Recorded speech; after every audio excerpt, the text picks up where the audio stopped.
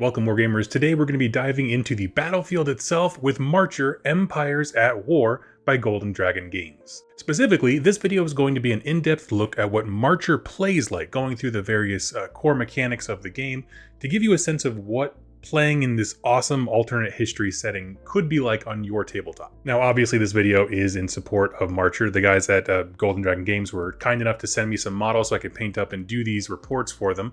But really what I wanted to capture is how does this game really, stamp its own mark into the idea of weird alternate history and do so in a way that is both incredibly approachable and fun. And that's something that really caught my eye when I first saw this game last year at Adepticon. Was it's not oppressively grimdark. You know, if you're not someone who's into like other game titles that are just all dark fantasy, this is just an alternate history. There's even some things that are wildly optimistic. But the mechanics of the game and how you interact with each other's armies, I think are really the strength of Marcher, and that's what we're going to talk about today. So consider this your demo for Marcher Empires at War. Now up front again, I want to clarify, these forces were sent to me by Golden Dragon Games for the purposes of creating some demos here, but I did paint them up myself. Our first combatant here are the forces of the Russian Empire, stationed in a far outpost in what we, in our timeline, call Alaska. In this setting, the Russians claim it. They vigilantly defend against any assault on their borders, and this particular force, just for a small little demo, is made up of 2 squads of infantry, the Dmitri tank, which is incredible, a weather machine, which is a fantastical device that essentially can control the climate conditions of any small given area and affect the battlefield, and a unit of Cossacks who happens to have an officer in there. If I'm not mistaken, this came out to like 750 points. I believe most games are played at 2,000. And opposing them are the invaders, the wily upstart Americans, specifically the Northern Recon Battalion sent to probe the enemy defenses. So this force is meant to be mobile and aggressive. We have 1 unit of troops that's there to defend a unit of engineers. I'll showcase why I love them so much. There's also 2 Rhea light battle walkers that are both armed with buzzsaw blades, and the Lynx battle walker, which is a gun on legs. Now for the purposes of this demo, I'm going to be playing on a simple 2x2, but the full game plays on a 44x60, which is the same standard table size as games like Warhammer, so there's plenty of mats and support for tables out there for you. Now when you go to start a game, there is what they call the setup phase, which is just essentially choosing your mission, the terrain, deployment. We're going to skip past all that because that's something you're going to walk through your opponent with, together as it makes sense. And so we're going to start with our troops deployed. The Americans, who launched this attack without warning, we're going to say have the initiative. Games of Marcher are split into a number of phases for each round. There's the setup phase, which we just talked about for starting up the game.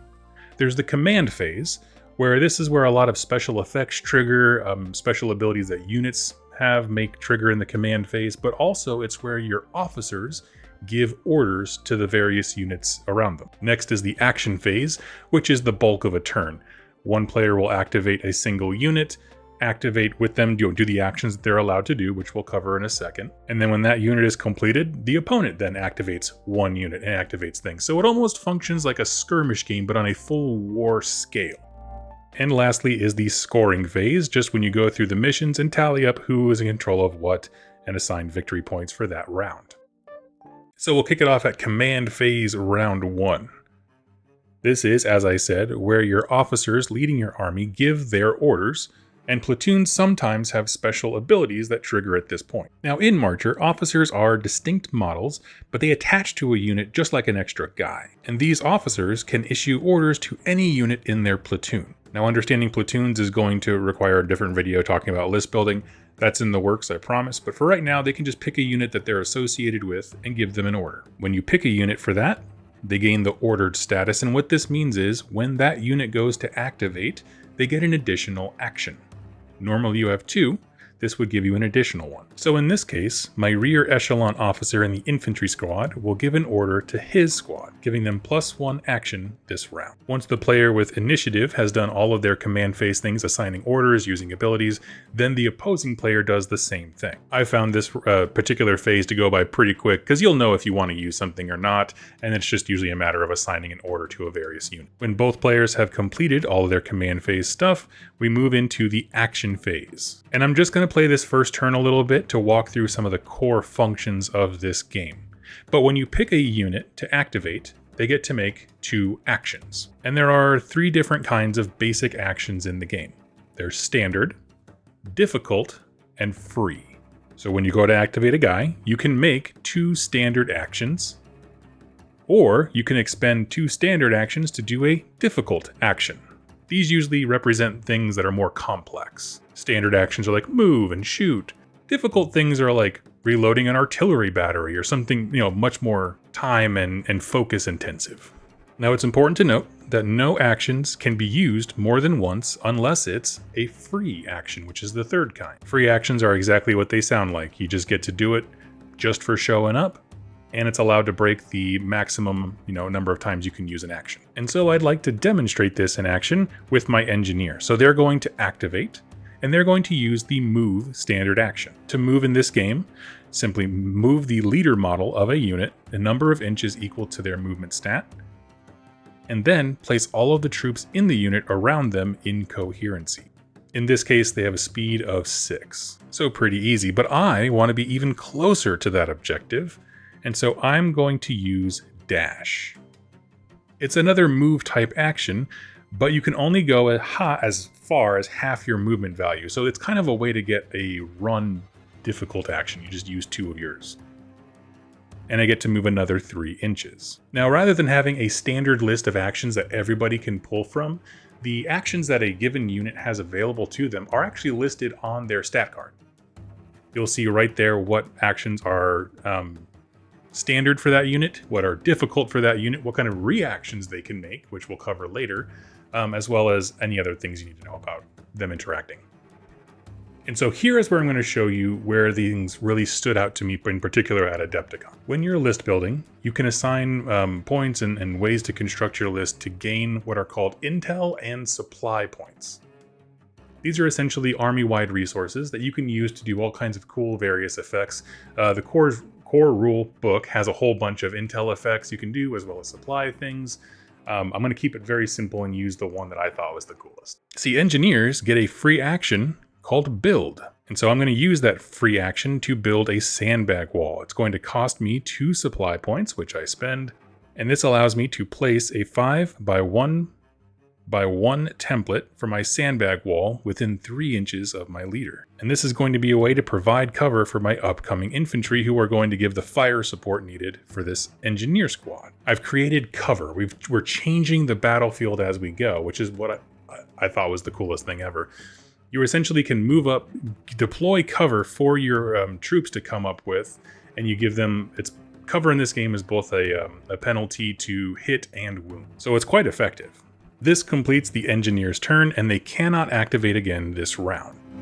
So at its most basic, that's what activating is. Pick a unit, 2 actions, unless they're ordered, in which case they have 3, and then you can just do a number of things. Free actions let you break the penalty of doing that, and all the actions that a unit can do are listed specifically on their entry. So we're going to speed up and talk about combat next, because it is the Russians' turn to activate, and they'll be beginning with a classic infantry rush. This front unit of infantry is going to move up towards the objective, moving just like we did before, and they're all going to shoot, specifically at this Rio Walker here on the right. Now, just like in other wargames, units can have different weapons equipped to them.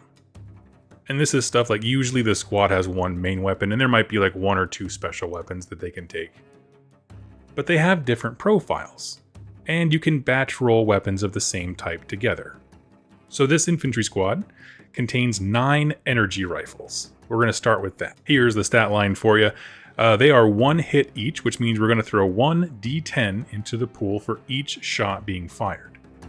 Now, when you're looking for the target number on what to hit, rather than worrying about, like, say, the ballistic skill of a unit, you're actually going to look at the target's card. Because in this game, it's not about how good you are at shooting. It's about how easily the target is to hit. And because they're shooting the Rio Walker, we're going to look, and it has an evasion score of 6. So I'm going to roll my 9 dice, and any rolls of a 6 or higher are successful. And we roll like fire. That's 7 successful hits, which is absolutely killer. And now we need to penetrate the armor of the Rhea Walker to wound it. Again, looking at the data card of the Rhea Walker, it has an armor value of 9. And our energy rifles have an armor penetration of 2. So 9 minus 2 equals 7. So that is our target number. We roll our dice again, and we have only 2 successes this time. Now we assign damage. The energy guns are 2 damage each, so that's 4 damage total going on to the Rhea Light Walker. And that's it. It's maximum simplicity.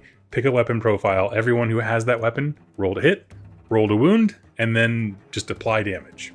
Now, one thing I want to mention up top here is that in Marcher, damage does not spill over into the rest of the unit. Like if it's 1 wound infantry and you have a 2 damage weapon, it'll only kill 1 guy. Unless it has, there's a number of special rules that specifically state wounds roll over, one of which is like the high explosive rounds. That allows the entire unit to absorb the wounds, which is kind of cool. But I love the simplicity here because it really is, once you get the game going, it is the most streamlined thing ever. But here's the thing though, there's another gun in that squad. It's this Tommy gun looking guy right here. That is the DP-28 light machine gun. And so let's roll his out right now. We have 1 guy and his weapon has 5 hits. So we'll take 5 dice and we're looking for 6 ups because that's the evasion score of the walker. And we get 3 successes. Now we go to wound him. Again, the Rhea Walker's armor is 9. The light machine gun has an armor penetration of 1 and 1 damage. So we need an 8 or more, and we get exactly 1.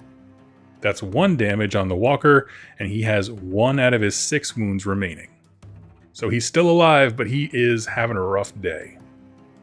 So we've already talked about basic shooting and, hit, wound, damage, all that kind of stuff. This is where I want to talk about special rules, because that machine gun has a special rule on it called suppression or suppressive. If you are attacked by a suppressive weapon, you get what's called a suppression token. If you go to activate your unit that was shot at, that has a suppression token, they'll make 1 fewer action when they activate. So suppressive weapons are incredibly valuable. What's also interesting is that if there are 2 or more suppression tokens on a unit when they go to activate, they'll activate, but they won't be able to do anything, and you'll just wipe away all the suppression tokens. This means that our walker here is alive. He's smoking like a chimney from damage. It's back to the US's turn again, and I'm going to activate my big super walker here in the back to talk about vehicle combat. This is the Lynx Battle Walker. As before I mentioned, it is a gun on legs. It's got a sensor pod, 2 machine guns, and a 57mm cannon. For our first action, we're going to use the aim standard action. That gives us an aim token. And then we go to do an attack. And hey, this sensor pod, that's really cool, also gives us one of these aim tokens whenever we go to attack. So what are they? When you go to make an attack roll, you can reduce the value needed to hit the target by 1 for each aim token you spend. So before, in our Rhea Walker example, had an evasion score of 6. If you were to have spent an aim token, you could bring that down to 5, meaning you are more likely to hit them. And our 57mm cannon is only 2 hits. That's not many dice. We want to make sure that they land. I'm going to have him fire at the big tank in the back, the Dimitri, whose evasion is only 3. Because obviously, this guy is very hard to miss. Now, of course, we probably don't need to do this for, actual combat. This cannon is not super effective against this tank, but we're just doing this for demo purposes. I'm going to spend 1 aim token so that now I hit him on 2 or more, since 1s always miss anyway. I wouldn't get a benefit from spending the other aim token. Now roll it out. 2 6s is 2 successful hits, but the armor of the tank is 14. Now this is a good place to slip in here as we're talking about vehicle combat. When you see a vehicle that is not a walker, that's the important distinction, it'll have an armor value on their data card. Now, when you shoot at a tank from the side or the rear, there are bonuses to doing so. Essentially, if you get shot at on the sides, you reduce your armor value by 1. If you get shot at in the rear, you reduce it by 2. Now, of course, we're firing at this tank point blank from the front, but I wanted to explain that because there's only 1 profile for stats on the actual data card, but the tanks I wanted to point out do get weaker if you're able to flank them. But we're back on the front here, and again, the armor value is 14.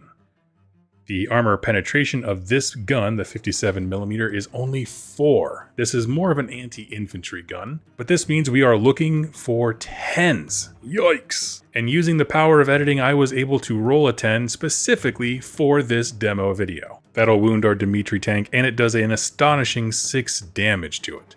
Now, to give you some perspective on vehicle health here, the Dimitri tank has 15 wounds to it. In fact, a lot of the units in this game have more wounds than you would expect, and that's because they stay in contact.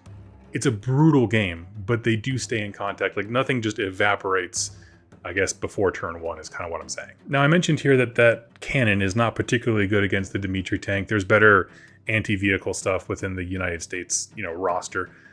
In particular, this 57mm cannon, though, has the high explosive rule. So if I were to have shot the infantry squad, I could have rolled the damage over and killed, I think, 5 or 6 of them probably, and depending on the armor, yeah. Something to keep in mind. Now we are back to the Russian Empire's turn, and we're going to talk about melee combat. To do that, I'm going to activate my Cossacks over here, and they're going to move up into combat and teach us all about fighting. So in Marcher, there is not a charge action per se. If you end your movement within an inch of an enemy, you are locked in combat. It's a little bit different for vehicles. Vehicles can't really be pinned down in combat, but for the most part, this is how it works. So our Cossacks have a mighty movement value of 12, so they're going to wiggle around this car, and they are able to end with a guy that's exactly an inch away from the nearest enemy. So now these two units are engaged. They cannot unengage unless somebody uses a disengage action or falls back or whatever the action might be, but now they're considered locked in combat. You cannot be shot at, so you can't shoot into a combat that's already happened. Again, vehicles have some special things, like the turret can fire out of combat, that kind of stuff, but for infantry, it really does lock them down into their own little system. If you are engaged and you go to do an attack action, before you do the attack action, you're allowed to make a 2-inch pile-in move. And so that's kind of the idea. You just need to move to clip the unit within an inch, and then when you go to attack them, then everybody can shuffle up into position and you can get more attacks. So we moved up with 1 action. And for their second action, we're going to attack. And again, since we're in melee, we get to make a nice little 2-inch pile-in, move the Cossacks up there. And they're going to attack with their lances. 2 hits each, AP 3, 2 damage. The engineers have evasion 7, so again, that's the target number. And we score 2 hits. The armor of the engineers is 6. Minus 3 from the AP of the weapon means we have 2 successes. These particular engineers have 3 wounds apiece, so it'll actually take both of those attacks to actually kill a guy. And like I said, this does not have a special rule for spilling over wounds, so nobody else gets hurt. But here's the great thing about melee. It goes both ways. If you are engaged in combat and you are attacked, you get to immediately make a follow-up attack. Essentially, you get to punch them back. And so now our engineers will activate. For them, they just have a basic melee weapon, which means nothing. I mean, like if you just don't have a melee weapon equipped, you use a standard profile. It's just 1 hit, no armor penetration, and 1 damage. Essentially, it's the butt of a rifle. The Cossacks have an evasion of 8, so only 1 attack makes it through. Cossacks have an armor of 4, and it wounds. So that is 1 wound on a Cossack. Now I have one more action I want to demonstrate in this demo because it specifically has to do with capturing objectives. This Rhea Lightwalker is going to activate, move over to the objective, and then for his second action, use the capture standard action. Simply put, some units have the capture action available to them. If you are within 3 inches of an objective and you use the capture action, the objective becomes yours. Objectives in this game are sticky. So what that means for those of us new to wargaming, if you capture it and then walk away so nobody's within 3 inches, you still count as controlling it until the opponent comes and uses a capture action to steal it. However, you cannot capture an objective if the total number of enemy hit points within 3 inches of that objective is greater than yours. Meaning you can't pull it out from under a player. You actually have to clear them off of the objective to then be able to capture it, which makes perfect sense. And I want to note here that when I say total wounds left, I mean like if you have that tank that's half dead, he will only count as the number of wounds remaining. Once all the actions are completed in the action phase, move into scoring, and then you'll tally up who was able to get control of what, and that's how essentially missions are scored. Those are all the core concepts of Marcher that you would need to start playing, and I really mean that, and that's when I talk about how accessible the game is. They have a bunch of great missions, but really at the end of the day, it's about deploying your troops, bringing things to bear against your opponent, capturing objectives. You know enough now to start playing this game. Now you can also start building lists for free. They have rules, the download files you can get for, I think, Battle Scribe and New Recruit, which is the one I use. The rules for Marcher are completely free, both the core rules, mission packs, army rules, everything. It's all in support of a fantastic miniature line put out by Golden Dragon Games. And I really do encourage you to check these miniatures out because of their unique flavor. But I also wanted to add here that if you just wanted to try this game to see if you enjoy it before buying anything, you can if you already have like a historical style army. This game kind of blends World War I and II and some weird sci-fi stuff together. So like you can kind of make all those models function to work within this setting. And then just go and sprinkle in some of the cool troops that you see on Golden Dragon Games that they have that you want to add a little flavor, like the walkers and stuff like that, unique things. But what this means is that we have a game here that is very accessible, both in terms of rules complexity, but also materially, right? Like you can start playing with stuff you probably have at home. You can easily start playing with files if you own a 3D printer. I mean, that would just be incredible. And you're not bogged down with special dice tokens, anything like that. I mentioned before that engineers can build terrain. There's actually an entire roster of things that you can build. And I wanted to point this out because I, for one, love these little hobby opportunities that present themselves in games. Over on Golden Dragon Games, they actually have a page or a couple pages where it's just the measured out templates. So you can print them from your printer and kind of use that as your blueprint. Wildly helpful. I actually made these sandbag walls for a Fallout project many years ago, but they worked for the purposes of the demo.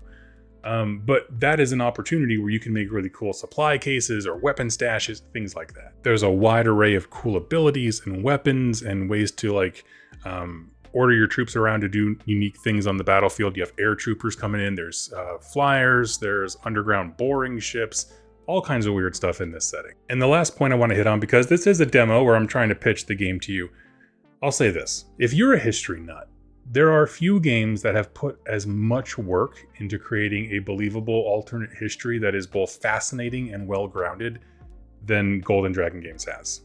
Like, you're hard-pressed. Everything from when the timeline split to how these old kingdoms like the Russian Empire that in our world fell in World War I continued on in a new iteration with new technology. There are detailed explorations of parts of the world that are not even like supported yet in terms of games. Like there's not like a South American army per se, like none of those nations specifically have a model range, but there's information about how they developed and what their lives look drastically different since certain natural resources weren't required for society to evolve like they were in our timeline. My point is, if you like fun what-if scenarios with history, these guys got you covered. Now, if you have any rules questions, like basic ones, you can ask them down below. I'll try to answer as many as I can. I'll also have all the resources for Marcher that I can find in the description below, as well as links to my other videos covering the game. If you'd like to be made aware of their Kickstarter stuff whenever that goes, please click subscribe and you can follow along here and also join the Golden Dragon Games Discord because it's highly active and everyone is super nice. Thank you all so much for taking the time to watch and listen. Go support these smaller games, these indie publishers, because there are both incredible artists making great models for us to use